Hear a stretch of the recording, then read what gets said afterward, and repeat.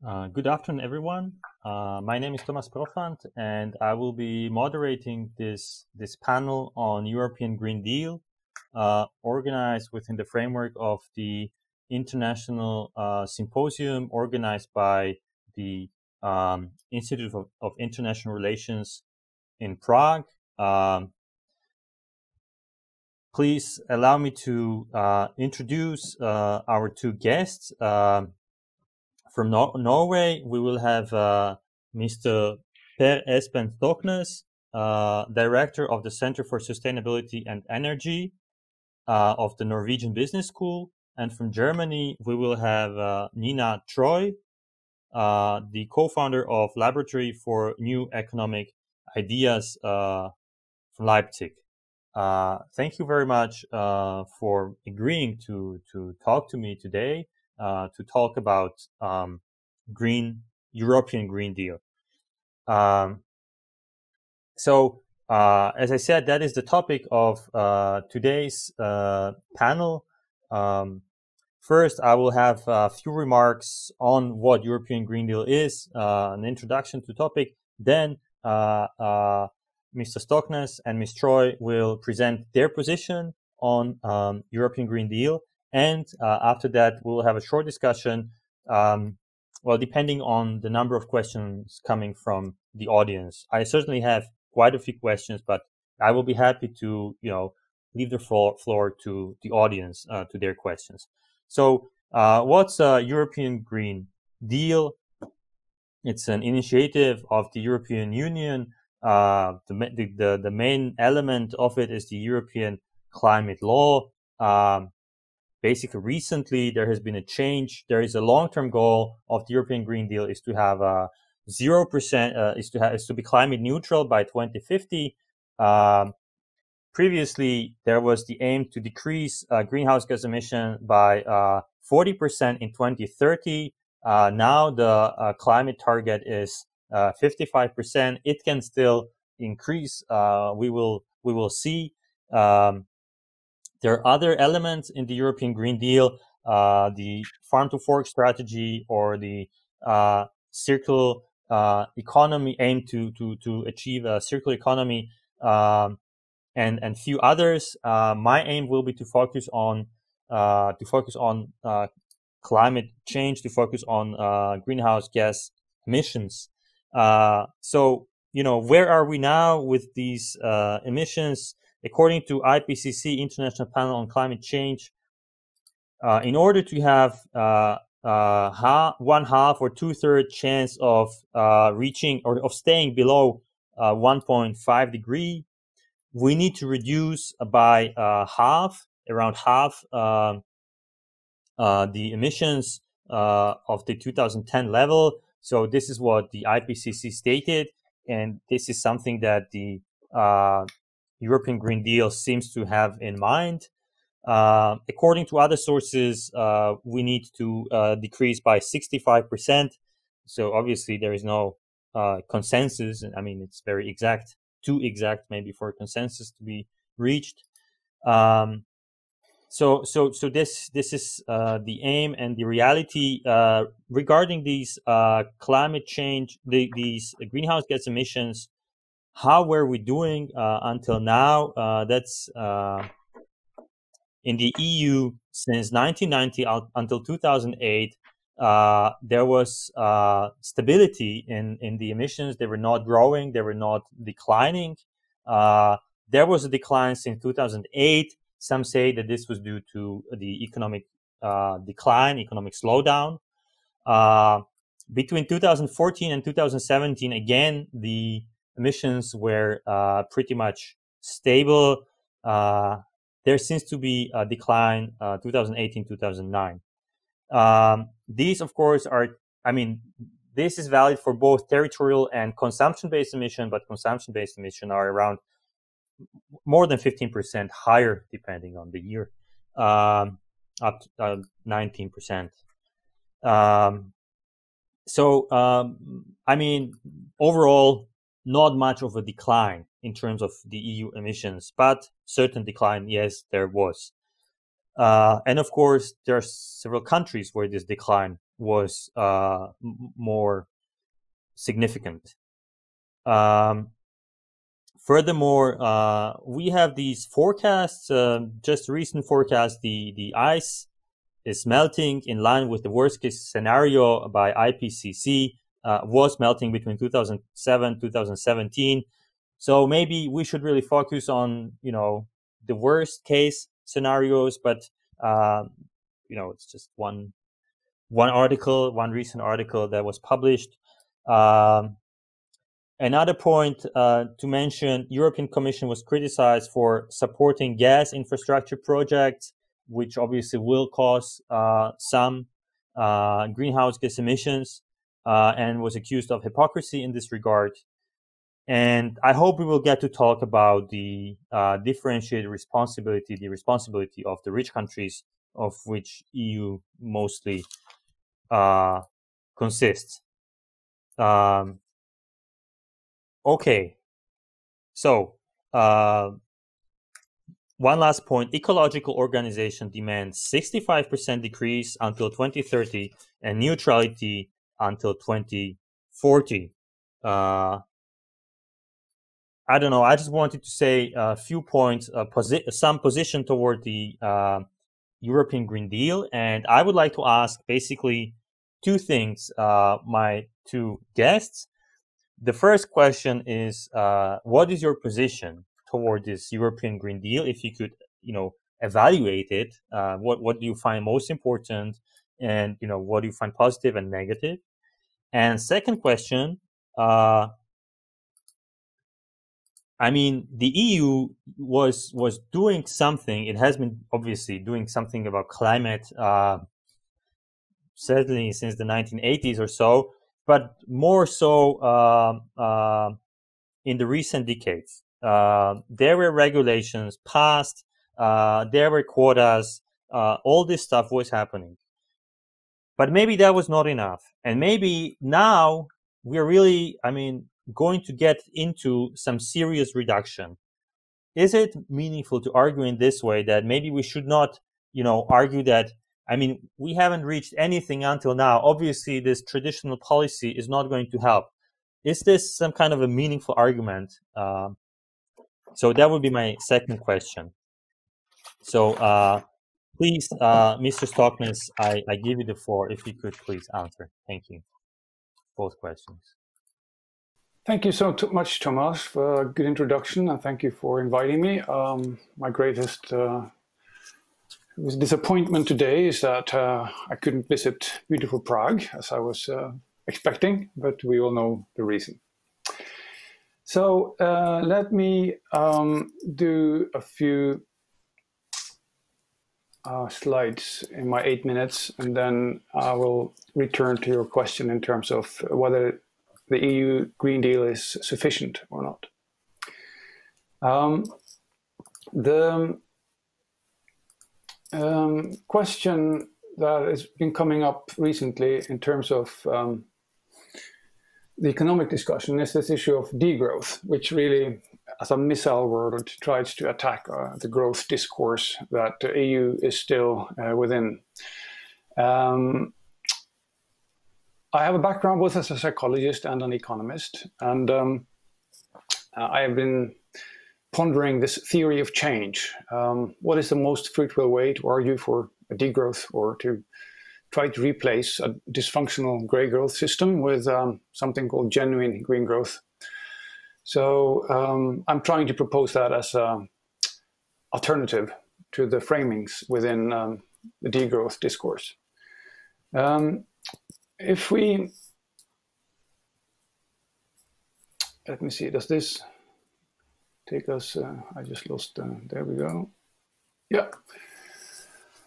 So we often hear the statement that eternal growth on a limited planet, obviously impossible. And David Attenborough is famous of phrasing it in this way, that those who believe that we can have eternal growth on a limited planet must be either a madman or an economist.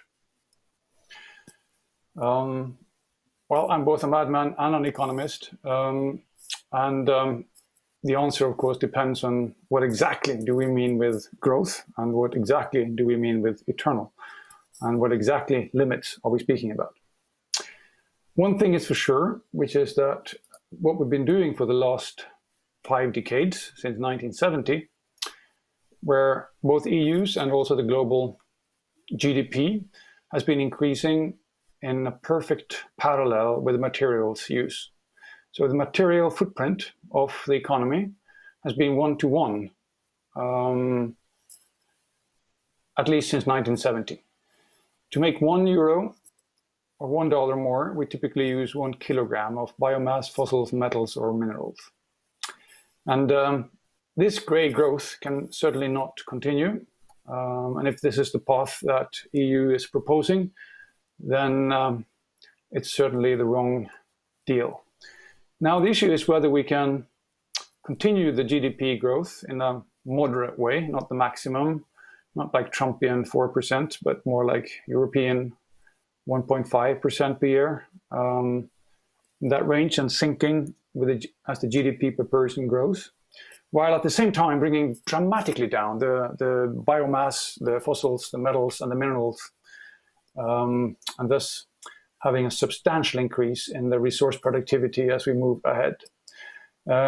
We all agree that we're currently putting the planetary boundaries in a dire state, and particularly climate change, biodiversity, land system change, which is of course the forests mostly, but also soil loss, and then the biochemical flows, particularly the nutrients of bioactive nitrogen. So if we can have any growth at all, we have to fix the impact that that growth is having on these 4 planetary boundaries at the very least. Now, just to refresh what Tomas said, the Green Deal targets, I don't think anybody agrees with those. They are good targets. Net zero emissions by 2050, that we completely decouple growth from resource use, and no person, no place is left behind, and we should restore biodiversity and cut pollution. All fine. Then the question is, of course, that the actions of the Green Deal. Is it sufficient to boost the resource productivity so we get to the clean circular economy envisioned? Will the investment in environmentally friendly technologies be sufficient to reach the level of decoupling needed? The innovation rate in the industry, would that be high enough? The EU attempt to roll up cleaner, cheaper, healthier forms of transport, decarbonizing the energy sector, ensuring buildings are more energy efficient, and working with international partners to improve global environmental standards. So this is the content of the Green Deal actions. Now, is it feasible? And certainly not feasible that we can have genuine green growth if we continue with the growth model we've had from the 1900s. So, like many degrowthers have documented, the history is no proof of a future green growth.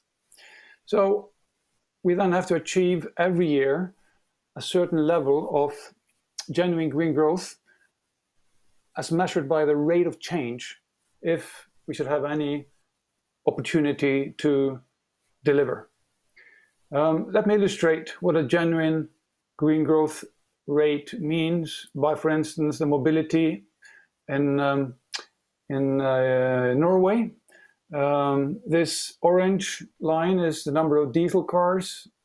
This is the number of petrol cars. This is the hybrids, and this is the electric for Volkswagen Golf, and now being replaced by the EID3. This perfectly illustrates what we need to achieve. So the question is whether it's possible to scale this rapid phasing out over a few years of one type of technology while we embrace and grow the other. And the rate of change needed for an economic green growth, which is the foundation for the Green Deal, is that we should grow the economic activities that give lower total environmental footprint quicker than the rate of growth. While gray growth is when we continue with the productivity increase that leads to more environmental impact. so that the growth rate eats up the efficiency gains. In this case, we have a resource productivity rate that is lower than the rate of growth. Another way of showing this is to use a green growth compass, where we plot the footprint on the horizontal axis and the GDP or the value creation for each entity, whether it's a company or a city or a country or a region or a sector on the vertical axis, and then see exactly from year to year what is the key rates of change. And this is what I mean with resource productivity. How much that we are changing direction from the red line pointing towards gray growth towards the green growth is a direction and also a step length, annual step length. And the annual step length needed for Europe to reach its targets is what I call the genuine green growth, where the annual resource productivity should be at least 5%, but preferably 6 or 7% per year. Now, are there any companies or countries that have succeeded in delivering these rates of change? And I'd like to illustrate that with the Nordics. So, for instance, since 2000, if we look at only the recent years, this green line here shows an annual improvement in resource productivity of 5% per year. And we find both Sweden, Finland, and Denmark delivering these kinds of levels of decarbonization. Well, my country, Norway, unfortunately, is way below the OECD total. So this is the reason why, for a while, I went into politics to see if I could have some influence. I'm still working at it, but progress isn't great, not nearly as great as the leading companies. So here are a few select companies that since 2010 are delivering rates of change way above the needed level of 5%. So we have Interface, for instance, up here about 20% per year, Ørsted about 15% per year, Tomra, a Norwegian company, is about 8% per year, and Unilever making it above here to about 7% per year. So what we see is that there are pockets, both in terms of countries and companies, that are delivering these high annual rates of change in resource productivity.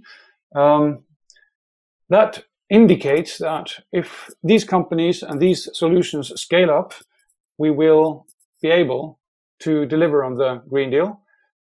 If they scale up too slowly, then the Green Deal will be insufficient. And just to put in perspective these numbers at the end, the 55% improvement by 2030, along with, let's say, the average 1.5% GDP growth per year, means that EU plans to deliver on 6%, which is like way below the most leading companies and just above this dotted line of the genuine green growth. 6% per year is not enough, as you said, Tomas, for the 1.5 degree target of the Paris Agreement, but it is sufficient to deliver on the 2 degree target if you assume nature-based climate positive rollout in regenerative agriculture and ocean after 2050. So I'll stop there. That's my 8 to 9 minutes, and looking forward to continuing the conversation. Where do I click end it? Thanks, Tomas. You'd help me here. Yeah. There I go. Yeah, I can stop sharing there. Okay. And I'm back. Good. Thank you very much. It was slightly unexpected in terms of content, but even better in terms of our discussion for our following discussion, because obviously economic growth is one of the contentious issues, and so I will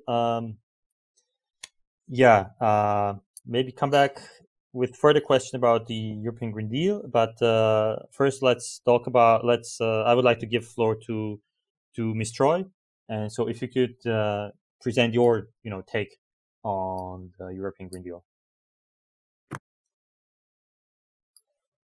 Thank you very much for giving me the floor and obviously for the invitation. It is a pleasure to be part of this event, even if it only takes place online, as many people already regretted.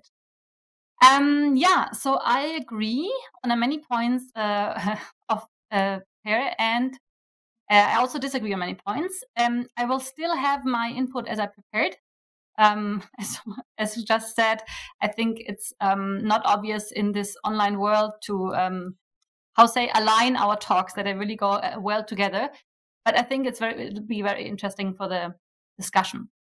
So, if we want to talk about the European Green Deal, or the EGD, and judge if it's a good deal, then I think it's about judging if it's an effective policy framework for the problem it tackles. And so in order to judge that, I think we need to look at the problems. And I strongly disagree with the Commission and probably almost all official institutions in the European Union on the scope of the problem. And I think that is the main issue why I think the deal will have problems solving it.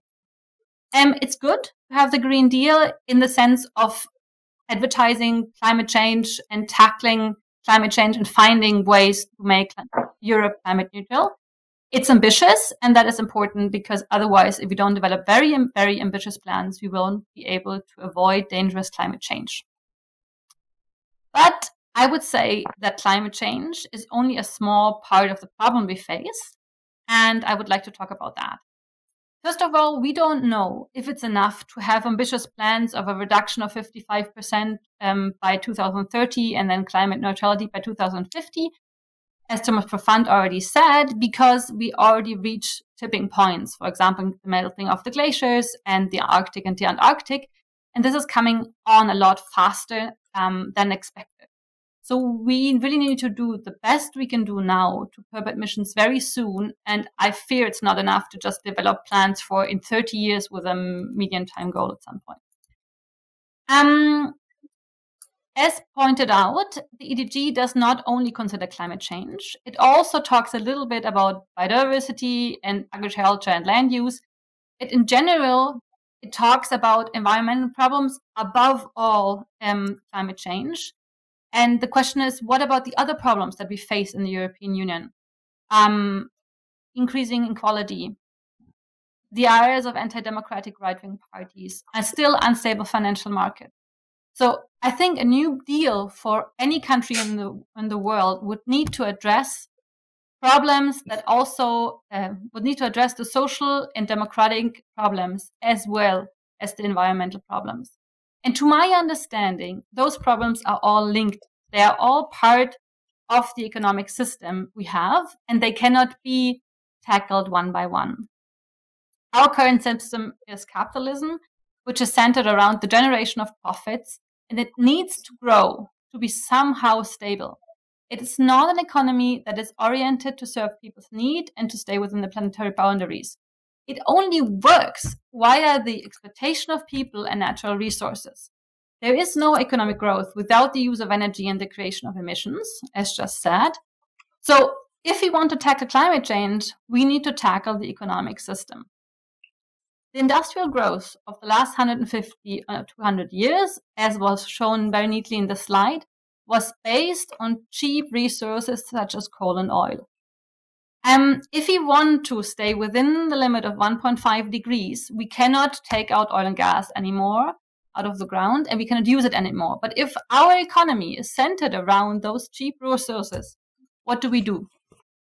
At the moment, there are three main approaches to deal with this insight. The first one is to ignore climate change and to fight science to prove that it exists, as many authoritarian politics and politicians, for example, in the US now do. This is a main obstacle to our joint common debate against climate change, but I would leave that aside because our discussion is about the EDG. And by the way, someone else's mic is still on. I can hear people putting papers. That's not me. Well, the second one is the EDG. We say we don't change the system in itself. We just say we take the gray economy, as neatly pointed out, and we green the system. We don't touch the base of our economic system. We don't talk about private property, about means of production, about distribution, about profit orientation. Just try to make it. And the third solution is to to start a profound social ecological transformation of our economic system. I will make a few arguments why the greening of the economy doesn't work and why we need a transformation. So, as already pointed out, the Green New Deal, or the idea of greening an economy, aims at decoupling the resource and energy use and the emissions from the economic growth. So the economy still grows, but emissions go down. And the question here is, do they relatively go down or do they absolutely go down? Relatively is something that can be done, but what we need is absolutely, and there is no proof anywhere in the world that this happens or happened or could happen. And if there's countries which had actually a decoupling, then it is because the dirty processes of their economy just got moved to other countries, obviously normally poorer countries of the global south. The products are still there, they're still consumed in the global north, but they're produced in the global north, but they're produced in the south and therefore counted in the south. So it's really hard to believe in this idea of absolute decoupling. The other problem is that we need to move the industrial processes away from fossil fuels or fossil energies to renewable energies. But in that, it's often not counted that the renewables have a very large ecological footprint as well. For example, the fabrication of solar panels and car batteries needs many resources and energies. There's always this hope that at some point of time, they will use much less. And so this still has CO2 emissions. And on the other hand, if we would change all our industrial processes now to green ones, we wouldn't have all the materials, so the resources, the metal we need for the production of those things. And then the other question is, if we focus on climate change and the curbing of emissions, but we don't think about all the resources put into those new kind of energies we would like to create, what happens then to the other ecological problems, such as the overuse of land, loss of biodiversity, pollution, and waste? And as said above, the European Green New Deal says, well, we don't leave anyone behind, but it's not aiming in its center on solving the ecological and solving the social and democratic problem. So to come back to my opening point, I don't believe that the EGG is a suitable framework to deal with the problems we are facing, but that we need a profound transformation of the current economic system and in social and ecological terms. We need an economic system that puts people and the care for people at its center and preserves our natural base of life. This might include some policies that could also be included in a Green New Deal. So, for example, pushing at a limited base renewable energies or finding new sectors which have a green part of it. But it's not the center of it. The center is really about rethinking our economic system. And I don't know this system. No one knows the system. We haven't found it yet. There is no master plan to achieve it. But we should rather look at ways of finding it instead of making deals that aim too short. I would like to present a couple of measures that take us in the right direction, I would say, but they don't take us all the way. So, as pointed out earlier, we would need to reduce massively production and consumption. This is often understood as degrowth. I would say that degrowth can easily be misunderstood in the term of like, if the economy shrinks, this is degrowth. But that is not the case. Degrowth is about aiming at a totally different system of the economy. It also means we need to reduce our total level of production because it's too high and it's too energy consuming. But it's about rethinking what do we want to produce for whom. And for that, I believe that we would need more democratic decision making about production. And that means more ownership and more involvement of workers in their workplaces.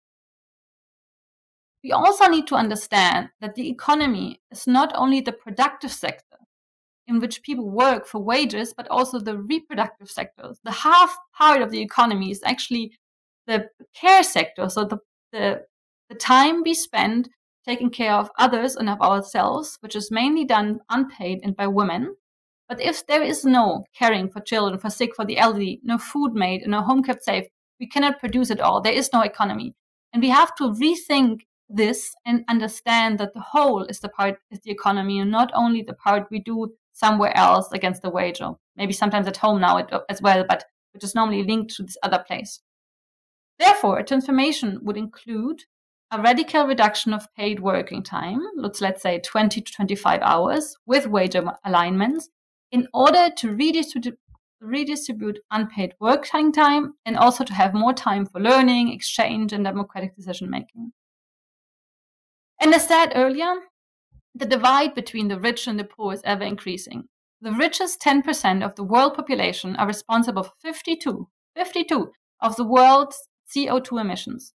So this redistribution, an ambitious social ecological tax reform, and wage alignments on very much bigger levels would be very good means to curb emissions. And last but not least, we need a strong reform of the financial markets. After the crash in 2008, there was a strong agreement this is the most vital point for a stable EU. But the reforms, they have not passed as planned, and the financial sector is highly unstable. If the Commission now develops an ambitious plan for the European Union in 2050, it should not leave those important aspects on the side, because other new economic crises that will hit us will undermine all other efforts. So I hope you understand where I wanted to head with my presentation, so we can talk at length about the details of the EGD, but I fear we missed the main problems with that. Thank you very much, and looking forward to the discussion. Thank you very much, Ms. Treu, for this presentation. It seems that we have basically two discussions. One is about growth and degrowth, and the other one is what's within the European Green Deal. And so let's try to get into both. And I will try to take some of what you said and ask Mr. Stoknes to respond, unless obviously he wants to. Obviously, he can respond to anything else from what you just said. But I have something that caught my mind. So basically, what Ms. Treu said was that renewables have a serious ecological footprint. And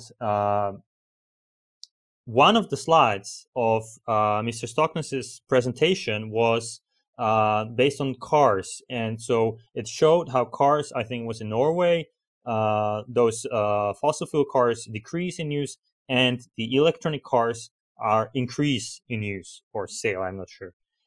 And so I think that Ms. Treu's argument would be, well, you know, that's maybe great, but you cannot have all the cars being replaced by these electric cars because there is such a great increase in the resource use. So I wonder, what is your position to this argument, Mr. Stoknes?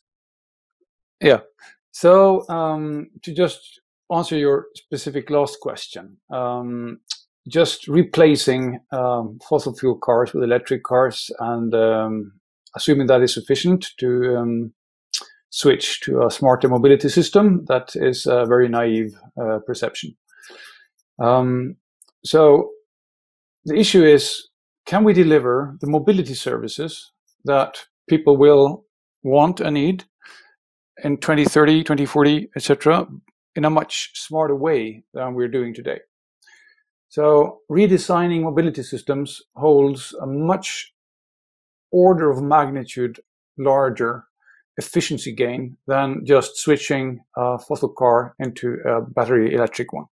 So what we are talking about is maybe the shift from selling cars at all to selling mobility services, possibly also as an integrated smart mobility system where you purchase a subscription rather than owning stuff. So rather than buying my own bike, my own motorbike, my own car, and then buying a taxi trip separate and buying a month card on a metro, another ticket on a train, etc. There are new approaches that use machine learning and artificial intelligence to optimize the entire logistical system. So, for instance, the app WIM from Helsinki, they try to sell mobility on a monthly subscription basis. In that way, I could rent a bike, I'll have a taxi, I'll need a car, I'll get a bus, I will take a tram, a metro, wherever the smartest way to get from A to B in optimized city system. This is not like 5 to 10 years away. This is being developed today. So the main point is to replace inefficient, wasteful practices, both in terms of private ownership and in terms of inefficient combustion and in terms of traffic jams and in terms of unnecessary waiting times in between intermodal shifts, with an intelligent mobility system. Again, these prototypes are here today, and my position is that we need to step up by orders of magnitude the investment in this new mobility system. So that is the larger context to your question. But also, I'd like to challenge the perception that's been spreading in degrowth circles that it's impossible from a material point of view to electrify transport. Most studies that I've been looking into the actual material needs, which then take into the learning curves into account. So, for instance, when cobalt is either have a too destructive social footprint in Congo, or nickel has another footprint, you would need to shift the production system, and these material supply chains are fully possible to do in a responsible manner, again, if we trap up investment in them rather than buying the grey growth, destructive, socially irresponsible systems.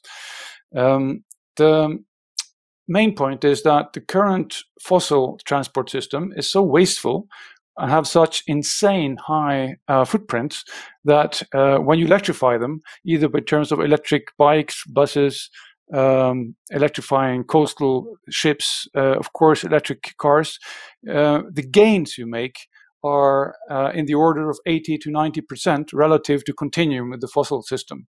The fossil system also has a huge material footprint that is rarely raised in that issue. So when you do a shift, not just from fossil to electric, but also from a stupid private ownership, each man his car, to an integrated, intelligent mobility system, we can reduce the footprint in order of maybe 90% relative to where we are today by 2050.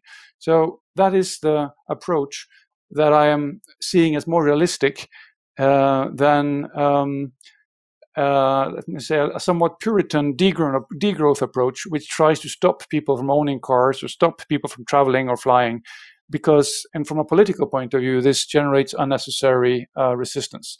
So to create enthusiasm around the smart, integrated system solutions, we should describe these alternatives so they come alive in people's minds, rather than telling them to stop doing what they are currently doing. That will be, from a psychology point of view, experienced as a loss based on what's called the status quo bias in the human mind. It's a very well-established psychological phenomenon, and the reason for much political backlash. So that was some thoughts on this issue, on the mobility, triggered by your mobility question. So I'll stop there. Okay. If you stop there, because obviously you can also react to other things if you wish. I just would have maybe a follow-up question or a comment to which you can, please, if you feel like it, answer later, because after that I would like to ask Ms. Treu. It's how is the economy going to grow if there are going to be no cars, or, you know, a lot less cars? If we are going to have buses and bikes and, you know, other forms of travel, another system of travel, which obviously is going to be a lot less consuming, how is economic growth going to remain in place? So that would be, I mean, you know, the obvious counter question from, well, the opposite perspective. So please, keep that in mind if you can. I mean, I'm sure you can. I'm sorry, but if you'd like to answer it. And sorry, Tomas, was that to me or was it to Ms. Treu? No, this was to you. I mean, just like a follow-up question to you, because yes, I think it's a relevant and valid answer from the green growth perspective. I think this would be from the degrowth perspective. I mean, Ms. Treu could maybe ask that. Anyway, but I wanted to. Okay, you decide, Tomas. I think we're a little lost. So, yeah. Okay, or Mr. Stoknes, please answer this question now, and then we can carry on. And I'll ask Miss Treu afterwards. Okay, so the main issue is, where will the growth go? Will it not disappear when we stop selling cars and sell mobility services instead? But that is based on remnants of an industrial economy model where you make money by selling stuff. When you do subscriptions, you're still doing economic growth that will increase, because that's the value we measured in the from the revenues minus the expenses is the value added. So the value creation will actually go up, because suddenly Europe doesn't have to pay the Middle East or filthy, stinking rich Norwegians like myself to get gas and oil. You will have that free from sun and from wind, and suddenly the costs drop, which then makes an increased margin available for the mobility services and the energy used, which could then be locally generated. And you could also have expanded value creation from the smart trading of power, peer-to-peer, and cart back to the grid.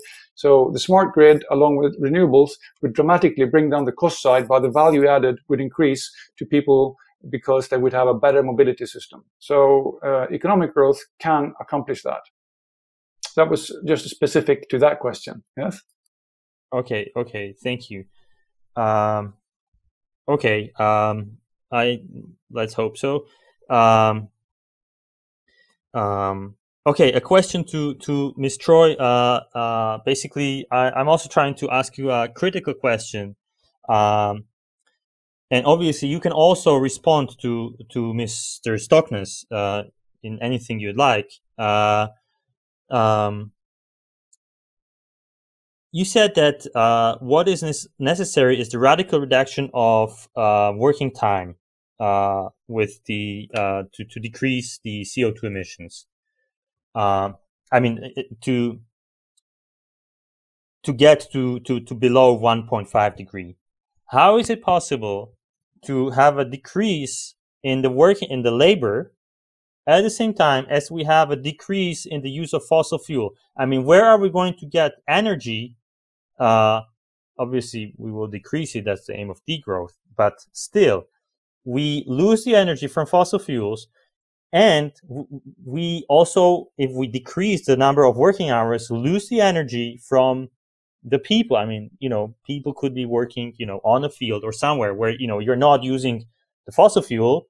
Obviously, you can use solar or wind on the field, or, just a simple example. But you cannot use the people if your aim is to decrease the number of the working hours. So what is how does degrowth reconcile this issue, this problem? Thank you. I would like to stay first with the question of the car industry, because I think it very well shows our different ideas of the way we would like to transform our system. So, in general, we should differentiate between mobility and traffic. So mobility is we get people to places they want to be at. They want to go grocery shopping, they want to see their friends, they want to go to work, they want to go to the countryside. And then there's traffic. That's the question, how much time do I need to spend in some means of mobility to get somewhere? If now grocery shopping, my friends, the countryside and work is very close, there's little traffic. If that's not, there's a lot of traffic. And so for now, we have a system which is based, at least in Europe, which is based on cars and on individual mobility. So I need my own car to get somewhere. And if we only change the infrastructure, so if we only talk about how many cars do we have, who owns them, are they shared, do we have a smart system to get somewhere, we don't really tackle the infrastructure in the sense of like where are those other places. So we would also need to talk about living and housing and ask ourselves, well, how far is the way between the two places we have to get to? This sounds maybe a little odd on the side, but I think it's very essential, the way our cities and above all our suburbia work, and how far we often go for work, it doesn't go along with a more climate-friendly mobility, and I don't think it changes that much in the end if we then have shared cars or not. The other part is the way our economic system works. So Mr. Stoknes says we have a status quo liking, there's a backlash if not. Well, people like a lot, in Germany at least, their jobs in the car industry. If we need less cars and we lose all these jobs without having a good proposal where all those people go, what kind of jobs are there, what kind of activities they could do, those people won't like that change. So in Germany, it's going to be very hard to establish the new mobility system anyways. So I think because one of the main reasons to say, oh, we can't tackle the whole economy is, okay, people won't like it, or industry is going to be against it, the lobby is going to be against it. Well, anything that changes the car sector in Germany, there's going to be a strong lobbying against it. That's already happening, only just for small green measures, and people are already so scared because we don't sell enough electrified cars. So I think we need a bigger picture of where do we want to go with our job-based society, and how can all people play a valuable role in society, even if they don't have an industrial job for 40 hours anymore. And that brings me together with those brings the thoughts together with the working time reduction. So our rate of productivity has increased so much that we would be able to produce everything we need probably with a 10 or 15-hour working week with the means of production we have now. What we just did is that we didn't use it for working time reduction, for leisure of the workers, or for more equitable distribution, but we used it for economic growth in the old sense and for profit. So that's why people keep working more and more, and we have more and more products we don't need. So this is no problem to reduce it. And then again, what you said, well, with the decrease of fossil fuels, etc., well, with those fossil fuels, we produce a lot of products that actually we don't really need for a good life. So we prepare, too big of a cars, electronic gadgets that don't work after 2 years, so we need new ones. We make cheap clothes that we throw away again. So I think we could produce a lot less things and still have a very good life for many people, and we don't use that high amount of energy. And as for the resistance, I think it probably depends on who you look at in society, because there's many, many people in the world, and also in European countries, but obviously above all in former colonies and the global south, who suffer from the current economic system, have a lot of resistance to this system. So the ones you're defending and saying, oh, they won't like is the status quo, well, that's the fairly rich middle class and upper class of the rich countries. And I know what you mean. I know there's going to be a lot of resistance against economic measures that take away their privileges.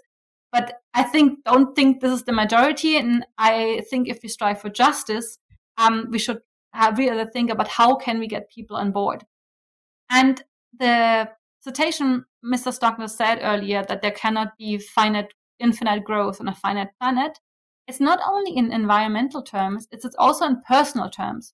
So our time on the planet is limited. And even if we grow older and maybe work less relatively to our living time, still the time is limited. And especially it's limited on 24 hours a day.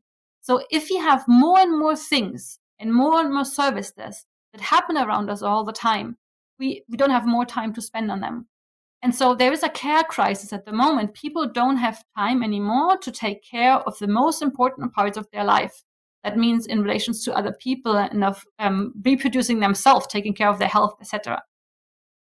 So I think those people who are resistant against an economic system, we have to point out that in this economic system, they will have more time, and they will have more time sovereignty to to judge themselves what they want to do with their time. And I understand that if we just talk about degrowth, that it's maybe good as a missile world to tackle the economic system and show what we want. But if we talk about the good life for all or future for all that we would like to have, or time sovereignty, I think we can also convince people that might seem against it at the moment. Thank you.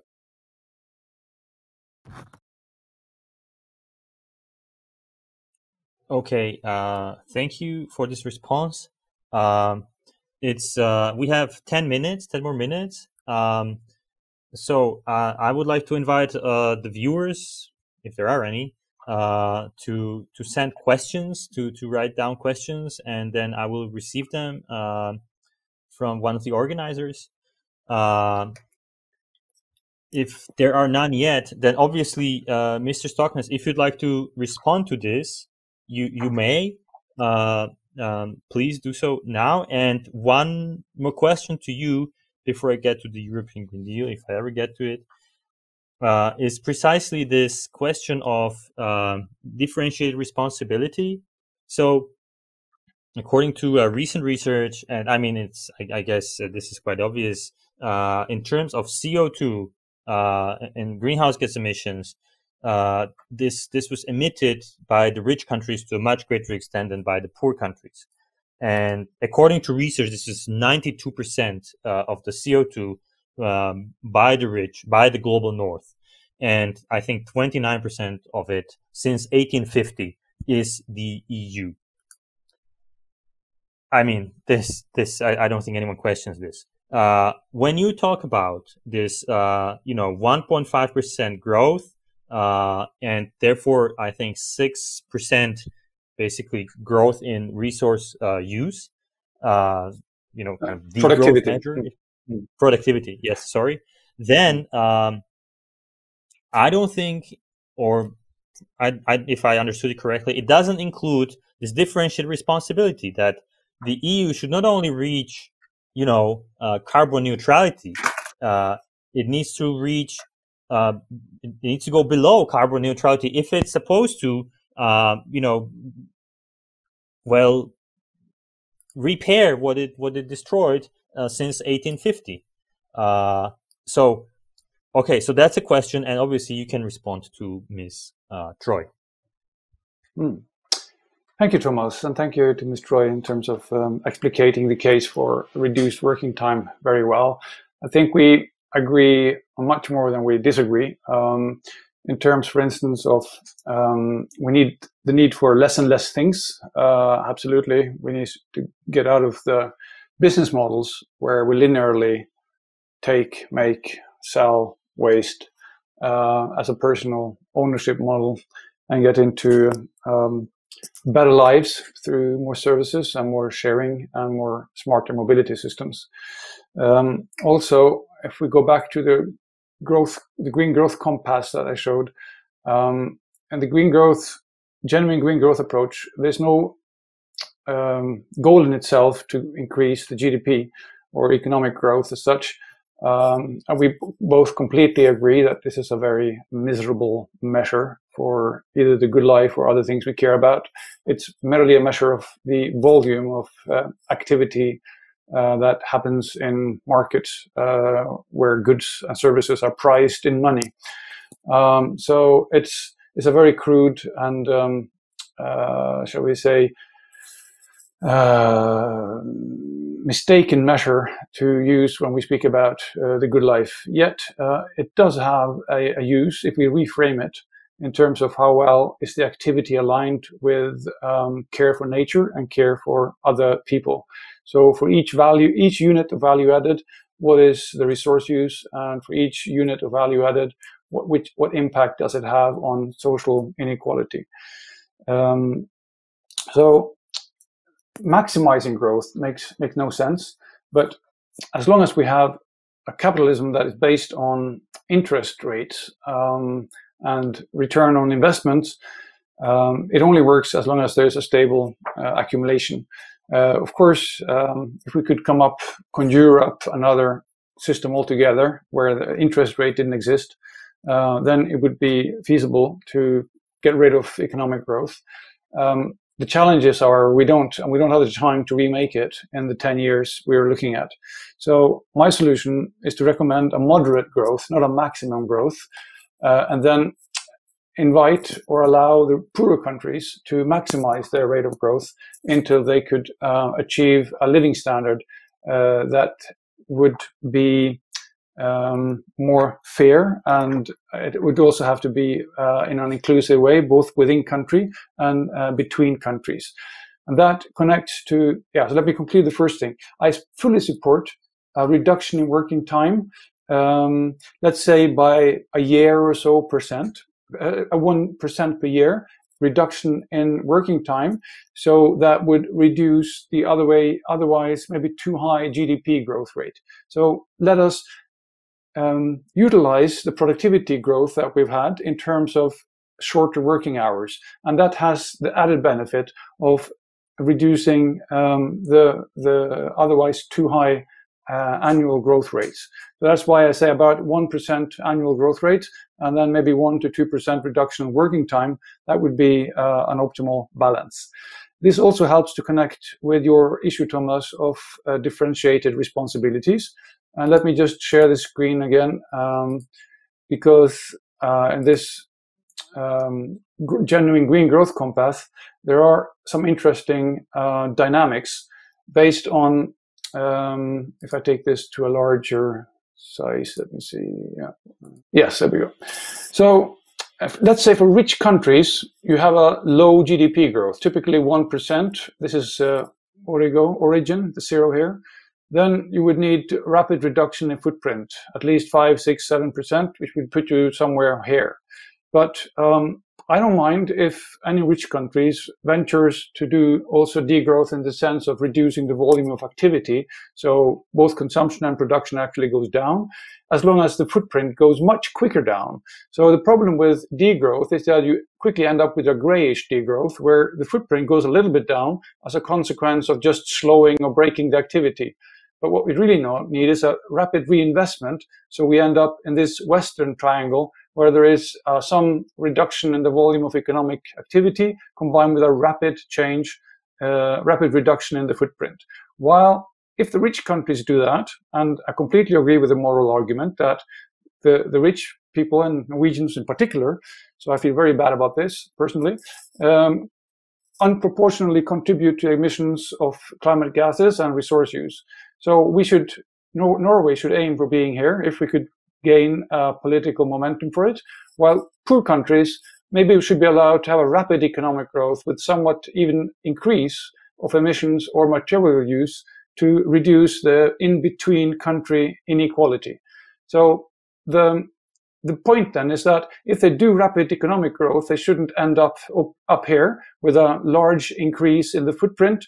They could increase their economic growth with just a small increase in their footprint. And that would be proportional. The rate of change in resource productivity would be the same, whether you're in a degrowth triangle or in a rapid growth triangle or some more moderate growth rates up here. So this is how I see the issue of differentiated responsibilities. Rich countries could aim to be somewhere here or here, while poor countries should be allowed to aim to be up here in the North Triangle, which will reduce, hopefully, both within country and between country inequality, and hence a more fair economy, world economy.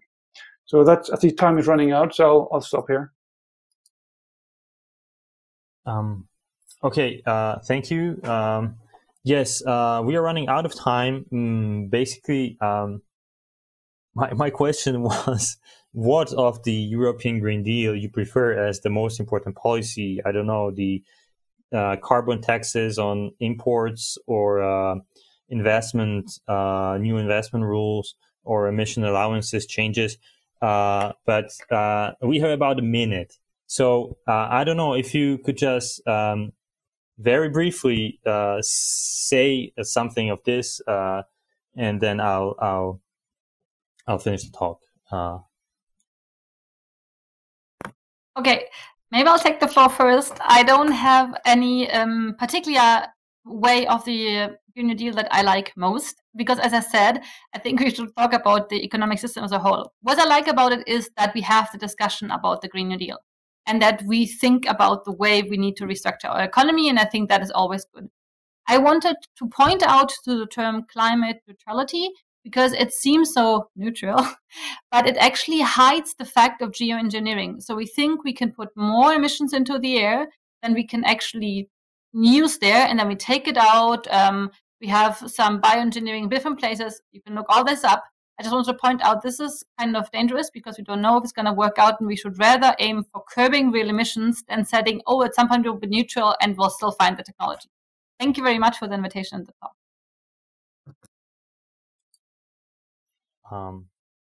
Ms. Stoknes, last words, please. Of course, yeah. So, yeah. So I think by emphasizing what's new now relative to the previous decades, I see 7 important points.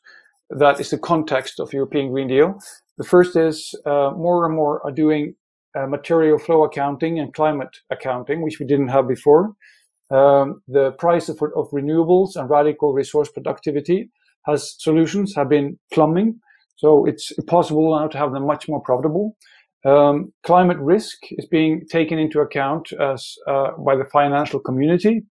Also ESG reporting and the non-financial reporting directive from EU, which aligns to the Green Deal, is a very important tool to move the financial sector.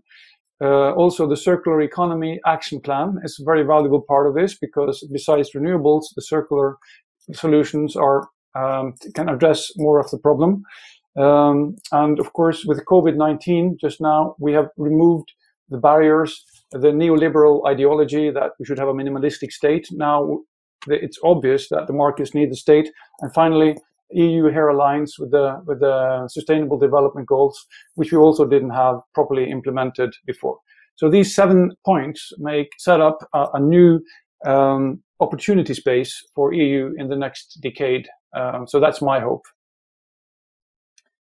Okay. Thank you very much for these last words. So thank you to everyone in the audience for watching, and thank you to Nina Treu from Leipzig for coming, and to Per Espen Stoknes, also from Norwegian, also for coming. And I mean, I very much enjoyed this discussion. I didn't think it was going to go this way, and I'm really happy it did. So really, thank you very much. Have a good day to everyone. Bye. Look forward to continue discussion next time, Troy. Yeah.